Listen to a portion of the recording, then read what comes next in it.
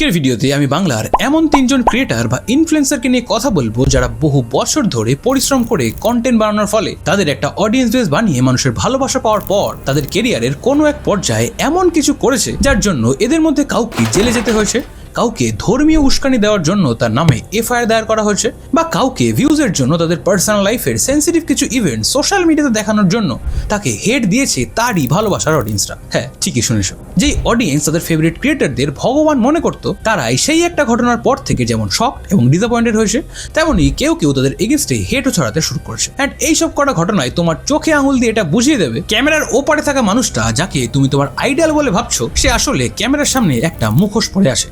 And এই সমস্ত ঘটনার পর তাদের মুখোশ খুলে যাওয়ায় অডিয়েন্স তাদের আসল লুক দেখতে পাচ্ছে। তাই এই সমস্ত ক্রিয়েটারের ব্যাপারে জানতে হলে আজকের এই ভিডিওটা শেষ অবধি দেখো। তবে হ্যাঁ, ভিডিওটা শুরু করার আগেই বলে দিই যে আজকের এই ভিডিওটা কোনো ক্রিয়েটার তাদের পার্সোনাল লাইফ, তাদের পলিটিক্যাল ইনফ্লুয়েন্স কিংবা তাদের ক্যারেক্টার জাজ করে তাদের এগেইনস্টে হেট ছড়ানোর জন্য বানানো নয়। শুধুমাত্র তাদেরকে নিয়ে সোশ্যাল মিডিয়াতে যা যা চলছে তার উপর আমার পার্সোনাল ওপিনিয়ন দেওয়ার জন্যই বানানো, যেটার সাথে তুমি এগ্রি করতেও পারো কিংবা এই বিষয়ে তোমার কোনো ভিন্ন মত থাকলে সেটা কমেন্ট বক্সে জানিও। এন্ড এই লিস্টের মধ্যে থেকে সবচেয়ে প্রথমে যাকে নিয়ে কথা বলবো তিনি হলেন প্রবাসে ঘরকন্যা। নমস্কার, কেমন আছেন সবাই? প্রবাসে ঘরকন্যা একটি ব্লগে আপনাদের স্বাগত জানাই। আসলে আজ থেকে কয়েক মাস আগে আমি প্রবাসে ঘরকন্যাকে নিয়ে একটা ডিটেল ভিডিও বানিয়েছিলাম। সেখানে তার ছোটবেলা থেকে শুরু করে বিয়ের পর তার প্রিয় গ্রাম ছেড়ে বিদেশে যাওয়া অব্দি সমস্তটাই আমি তুলে ধরেছিলাম সেই ভিডিওতে। সেখানে এটাও বলেছিলাম যে তার বিদেশে গিয়েও সাধারণ লাইফস্টাইল, তার সুন্দর করে গুছিয়ে কথা বলা এবং তার কাইন্ডনেস তার ভিডিওতেও দেখা যায়। সেই কারণেই বাংলার মানুষও তার ভিডিওর সাথে বেশ ভালোভাবে রিলেট করতে পারে। যার ফলস্বরূপ বাংলার মানুষ তাকে এত ভালোবাসা দিয়েছে। হয়তো সেই জন্যই তার ইউটিউবে 1 মিলিয়নেরও বেশি এবং তার ফেসবুকে প্রায় 2.5 মিলিয়নের কাছাকাছি ফলোয়ার্স রয়েছে। এভাবে লাস্ট কয়েক বছর ধরে তার প্রবাসের জীবনযাপন ব্লগের মাধ্যমে পোস্ট করে তিনি কয়েক কোটি মানুষের ভালোবাসা পেয়েছে। বাট রিসেন্টলি সে তার চ্যানেলে একটা ভিডিও পোস্ট করে যার টাইটেল ছিল যে হঠাৎ করেই দেশে ফেরা, মা আর নেই, ma is no more. And initially সেই ভিডিও টাইটেল আর থাম্বনেইল দেখার পর তার অডিয়েন্স এটাই ভেবেছিল যে তার মা হয়তো আর বেঁচে নেই। অ্যান্ড সেই কারণেই তাদের তড়িঘড়ি দেশে ফিরতে হচ্ছে। অ্যান্ড এই কদিন তিনি তার মায়ের শেষকৃত্য করতে ব্যস্ত থাকবেন। অ্যান্ড সেই জন্যই হয়তো এই কদিন আর তার চ্যানেলে ভিডিও আসবে না। অ্যান্ড সবাই ভেবেছিল যে এরকম নানা অ্যানাউন্সমেন্ট করার জন্যই সেই ভিডিওটা পোস্ট করেছিলেন তিনি। বাট তেমনটা হলো না, কারণ সেদিনের সেই ভিডিওটার পরেও সে প্রায় ডেইলি একটা করে ভিডিও পোস্ট করতে থাকে তার চ্যানেলে, যার টপিক ছিল তার শাশুড়ি মায়ের মারা যাওয়া। যেখানে তার একের পর এক ভিডিওতে দেখানো হয় যে তার শাশুড়ি মাকে নিয়ে আসা হচ্ছে, দেন তাকে শ্মশানে নিয়ে যাওয়া হচ্ছে কিংবা তাকে দাহ করা হচ্ছে। অ্যান্ড এরকম আরো অনেক সেন্সিটিভ জিনিসপত্র তার প্রত্যেকটা ভ্লগে দেখা যেতে শুরু করে। অ্যান্ড এসব কিছুই তার ডেইলি ভ্লগে দেখে তার দর্শকের অধিকাংশ তাকে এই বিষয়ে কল আউট করতে শুরু করে। বাট তার অডিয়েন্সের মাথা তখন গরম হয় যখন সে তার এক ভিডিওতে তার শাশুড়ি মায়ের বডি দাহ করার ব্যাপারটাকে তার ছেলে মেয়ের কাছে এক্সপ্লেন করতে গিয়ে সেই দাহ করাকে ওভেনে কেক বেক করার সাথে তুলনা করে। আগেকার দিনে ওরকম করা হতো, কিন্তু এখন তোমার চুল্লিতে করে। চুল্লি মানে ধরো ওই যে কেক বেক টেক করা হয়, যেরকম ওভেন দেখতে পারো কাইন্ড অফ ওরকম তুমি ইমাজিন করতে পারো। একটা ভীষণ বড় একটা ইলেকট্রিকের ওরকম ওভেন থাকে যেখানে বডিগুলোকে ইনসাইডে পাঠিয়ে দেওয়া হয়, দিয়ে ডোরটা ক্লোজ করে দেওয়া হয়। অ্যান্ড এটা দেখার পরেই তার অডিয়েন্স তাকে যেমন কমেন্ট বক্সে হেট দেওয়া থেকে শুরু করে, যাচ্ছে তাই বলতে শুরু করে, তেমনই এক পর্যায়ে এসে এই প্রবাসে ঘরকন্যাকে বাংলা ইউটিউব কমিউনিটি 2 শ্রাদ্ধ বাড়ির ব্লগারদের সাথে তুলনা করা শুরু হয়। অ্যান্ড বলা হয় যে সুমি আর ফুডি গ্রেডের সাথে প্রবাসে ঘরকন্যার আর কোনো তফাতই রইল, কারণ একটা সময় এরা দুজনেই ভ্লগিং এর নামে এইসব কিছু দেখিয়ে ভিউজ পেয়েছিল। অ্যান্ড সত্যি বলতে তুমি যদি প্রবাসে ঘরকন্যার ইউটিউব চ্যানেলটা দেখো তাহলে দেখবে সেখানে তার বাকি ভ্লগের তুলনায় সেই ভিডিওগুলোতে 5 গুণ বেশি ভিউজ এসছে। অ্যান্ড এসবই চলতে থাকে তার প্রত্যেকটা ভিডিওর কমেন্ট বক্স জুড়ে। অ্যান্ড হয়তো তার অডিয়েন্স এটাই ভেবেছিল যে 1-2টো ভিডিওর পর তাদের এরকম রিয়াকশন দেখে মৌহাদি আর এরকম ভিডিও পোস্ট করবেন।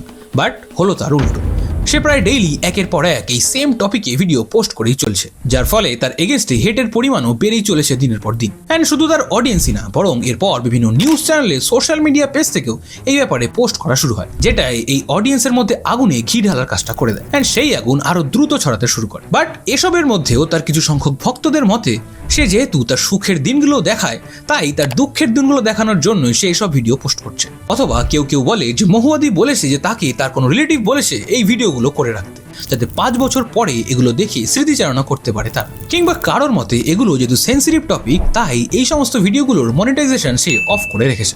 অ্যান্ড এখন আমার মতে আমি মানছি যে এসব দেখে হয়তো পরে স্মৃতিচারণা করবেন, কিংবা কোনো রিলেটিভ এগুলো ভিডিও করে রাখতে বলেছেন বলেই সে ভিডিওটা করছেন, বা ভিডিওর মনিটাইজেশন অফ করে দিয়েছেন সেন্সিটিভ টপিক বলে।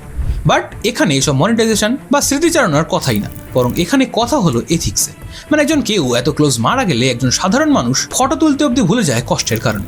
সেখানে সমস্তটা ফুল ফ্লেজেড ভিডিও করে দেন এডিট করে ভয়েস ওভার করে দেন সেটাকে পোস্ট করার কোনো মানেই হয় না। সেটা যদি করতেই হয় তাহলে পাবলিশ করে আনলিস্টেড করে রাখুন, তাহলে আপনার পরিবারের লোকজনই শুধু সেটা দেখতে পাবে। অ্যান্ড আই এম শিওর মহুয়াদি হয়তো বুঝতে পারছে না যে এটা আর কি ইম্প্যাক্ট পড়ছে তার চ্যানেলে বা তার অডিয়েন্সের মধ্যে। অ্যান্ড আমি এটাও শিওর যে সে হয়তো জানি না এই বাংলাতে শ্রাদ্ধ বাড়ির ভ্লগারদের ইতিহাস।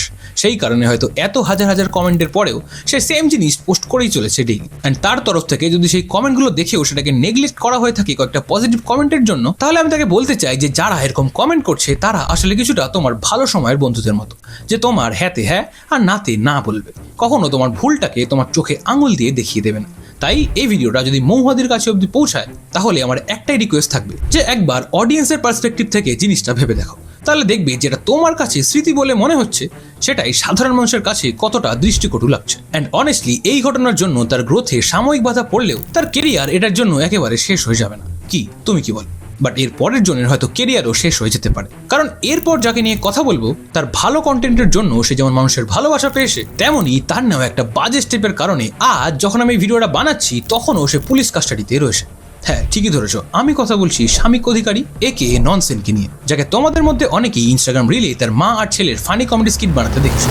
বাবান, হ্যাঁ ওঠ ওঠ ওঠ ওঠ, বাবাকে বলেছে এই বিছানাটা বার করে দিতে। কিন্তু কেন? কেন আবার কি? জিমটা যখন করছিস ভালো করে কর না। যেখানে সে প্রায় লাস্ট কয়েক বছর ধরে এরকম ফানি এবং রিলেটেবল কন্টেন্ট বানিয়ে অনেক মানুষের ভালোবাসা পেয়েছে, আর তার সাথে পেয়েছে ভালো ব্র্যান্ডস এবং বিভিন্ন সেলিব্রিটিদের সাথে কাজ করার সুযোগ। অ্যান্ড রিসেন্টলি সে তার প্রোফাইলে বাটার নামের একটা রিল পোস্ট করে, যেখানে সে বাংলার ভোট দুর্নীতি, আরজিকর কাণ্ড, এসএসসি দুর্নীতি এই সমস্তটা কভার করে রিলটা বানায়। অ্যান্ড যেটা দেখে স্পষ্ট বোঝা যাচ্ছিল যে সেটা কারেন্ট সরকারের এগেনস্টে তাদের সমস্ত দুর্নীতিকে অ্যাড্রেস করে বানানো। অ্যান্ড সেই ভিডিওটা আপলোড হতেই এরকম একটা প্রতিবাদী ভিডিও কোনো দলকে ভয় না করেই বানানোর জন্য সেটা রাতারাতি ভাইরাল হয় সমাজ মাধ্যমে, এবং বাংলার কন্টেন্ট ক্রিয়েশনের সমস্ত বড় বড় নামও সেই ভিডিওটার প্রশংসায় পঞ্চমুখ হয়ে ওঠে। অ্যান্ড এটা তুমি সেই ভিডিওটার কমেন্ট সেকশন দেখলেই বুঝতে পারবে। অ্যান্ড একদিকে সবাই যেভাবে এই ভিডিওটার পর খুশি হচ্ছিল, সেভাবেই অনেকেই এটা ভেবে ভয় পাচ্ছিল যে এরকম একটা ভিডিও বানানোর পর তাকে এর কনসিকুয়েন্সেসও ফেস করতে হবে। অ্যান্ড হলো তাই। অ্যান্ড সেই ভিডিওটার পর সোশ্যাল মিডিয়াতে বিভিন্ন নিউজ আসতে থাকে, যেখানে দেখা যায় শামিক অধিকারীকে থ্রেট দেওয়া হচ্ছিল এরকম একটা ভিডিও বানানোর জন্য। বাট এই ঘটনার পর সারপ্রাইজিংলি শামিক অধিকারীকে বর্ষসেরা ক্রিয়েটার অ্যাওয়ার্ড দেওয়া হয় একটা খবরের চ্যানেল থেকে। অ্যান্ড তখন অনেকে বলতে শুরু করে যে সেই নাকি একটা দলের থেকে টাকা নিয়ে এসে ভিডিওটা বানিয়েছিল, অ্যান্ড সেই জন্যই তাকে অ্যাওয়ার্ড দেওয়া হলো।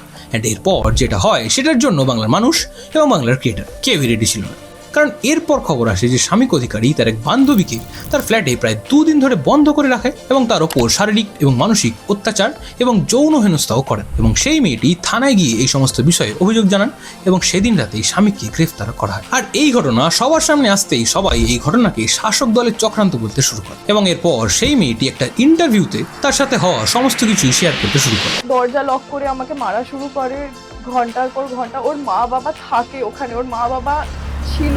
অ্যান্ড এরপর তাকেও হেড দিতে শুরু করে সবাই। বাট এরপর শামিকের বাবা মার একটা ইন্টারভিউতে শোনা যায় যে শামিক তাকে সেদিন একটা চড় মেরেছিল। চড় মেরেছে। না ওই খুব চালিয়ে মেরে আমি তখন দৌড়ে যাই। চোখে তখন আমরা ধরে দৌড়ি। এই কিরে দৌড়ে কি কি করেছিস? করেছি? হ্যাঁ হ্যাঁ হ্যাঁ একটা চড় মেরেছে। চড় মেরেছে। এবং সেই সময় হাতাহাতির কারণেও সেই মেয়েটির গায়ে কালশিটে দাগ পড়ে গেছিল। এন্ড এটা শোনার পরেই শামিকের এগেনস্টে কথা বলতে শুরু করে সবাই, যার ফলস্বরূপ সেদিন থেকে আজ অব্দি, মানে যবে এই ভিডিওটা রেকর্ড করছি ততদিন অব্দি সে কাস্টাডিতে রয়েছে। অ্যান্ড আই এম শিওর যে এই ঘটনার কারণে তার কেরিয়ারে খুব বড় একটা ইম্প্যাক্ট পড়বে। শামিক অধিকারীকে নিয়ে ডিটেল ভিডিও অলরেডি চ্যানেলে আসে, তাই সেটাও চেক আউট করতে পারো। অ্যান্ড তোমার মতে তার কেরিয়ার কি সম্পূর্ণভাবে শেষ হয়ে যাবে এটার পর? সেটা কমেন্ট বক্সে জানি। আর এরপর যেই ক্রিয়েটারকে নিয়ে কথা বলবো তার নাম হলো শায়ক। আসলে তুমি যদি রিসেন্টলি সোশ্যাল মিডিয়াতে একটু অ্যাক্টিভ থেকে থাকো তাহলে তুমিও নিশ্চয়ই শায়ক নামের এক ডেইলি ব্লগারের একটা ভিডিও দেখেছো, যেখানে সে কলকাতার জনপ্রিয় অলিভাবে গিয়ে মাটন স্টেক অর্ডার করে, এবং তার কথা অনুযায়ী সেদিন তাকে মাটন স্টেকের বদলে ইচ্ছাকৃতভাবে বিফ স্টেক খাইয়ে দেওয়া হয় এক মুসলিম ওয়েটারের দ্বারা। অ্যান্ড সেটা সে রিয়েলাইজ করতেই সেই ওয়েটারটাকে সে কল আউট করে এবং তাকে যাচ্ছে তাই বলে অপমান করতে শুরু করে। আপনাকে আমি মাটন বলেছিলাম, আপনি বিফটা কি কানে কিভাবে শুনলেন? আপনি বিফ আমরা খেয়েও নিলাম। আপনি ভুল করলেন, মানে আপনি জানেন আমি ব্রাহ্মণ।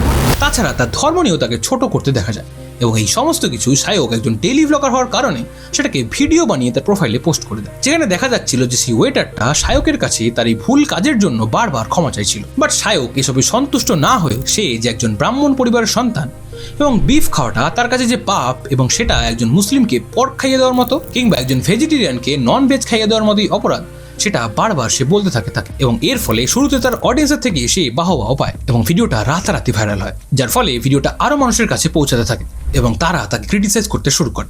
বাট দর্শকের মাথা তখন গরম হয় যখন জানা যায় যে অলিভাবের সেই ওয়েটারটাকে গ্রেফতারও করা হয়েছে এই ঘটনার জন্য, যার ফলে তার চাকরি নিয়েও সংশয় দেখা যেতে থাকে। বাট এরপরে যা হয় সেটার জন্য কেউই রেডি ছিল না, কারণ এরপর এই ইস্যুটাকে একটা বড় ধর্মীয় ইস্যুতে পরিণত করা হয়, যেখানে ধর্মীয় বিভাজনের মতো একটা পরিস্থিতি তৈরি হয়, যেখানে কেউ শায়ককে সাপোর্ট করতে থাকে এবং কেউ তাকে হেড দিতে থাকে।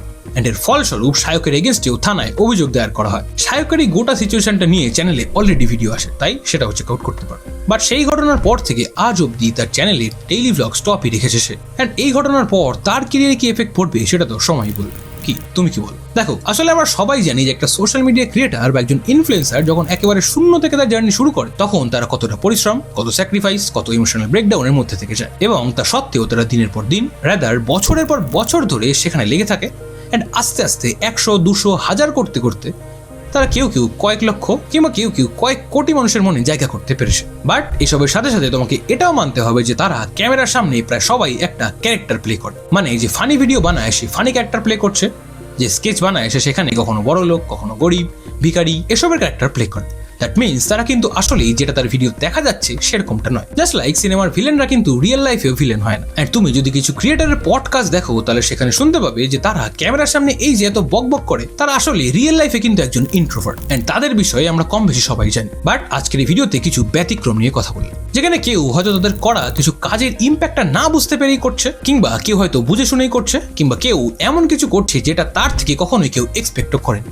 এন্ড তাই আমার ম্যাক্সিমাম ভিডিওর মতো আজকের ভিডিওতেও বলবো যে সোশ্যাল মিডিয়াতে যেটা দেখো সেটাকে সবসময় ধ্রুব সত্য বলে মেনে নিও না। এন্ড যাদের ফলো করছো তাদের লাইফস্টাইল, তাদের পার্সোনালিটি দেখে সেটাকে নিজের জীবনে ইমপ্লিমেন্ট করতেও চাও না, কারণ তুমি হয়তো জানো না যে এসবের পেছনে তাদের আসল রূপটা কেমন, তাই না? উইথ দ্যাট বিং সেড, তোমার এই তিনজনকে নিয়ে কি মতামত সেটা কমেন্ট বক্সে জানিও, এবং এই বিষয়ে তোমার যদি অন্য কোনো মতামত থেকে থাকে তাহলে সেটাও সেখানে লিখে দিও। এন্ড আজকের ভিডিওটা ভালো লাগলে এই ভিডিওটা লাইক শেয়ার করার পাশাপাশি আমার আরো দুটো নতুন চ্যানেল আছে, সেই দুটো সাবস্ক্রাইব করে দিও। এন্ড হ্যাঁ, একটা চ্যানেলে অলরেডি 500 সাবস্ক্রাইবার্স হয়ে গেছে, তাই সেখানে ফার্স্ট ভিডিও 1 এপ্রিল থেকে আসবে, আর আরেকটা চ্যানেলে যখনই 500 সাবস্ক্রাইবার্স হবে তখনই সেখানে নতুন ভিডিও আসবে, তাই চ্যানেল দুটো সাবস্ক্রাইব করে নিও। অ্যান্ড এখন তুমি যদি বাংলার এমন কিছু ট্রাভেল ব্লগারদের ব্যাপারে জানতে চাও যাতে কোনো হেটার্স নেই, তাহলে এখানে ক্লিক করে চলে আসো, তোমার সাথে আমার দেখা হবে ওখানে।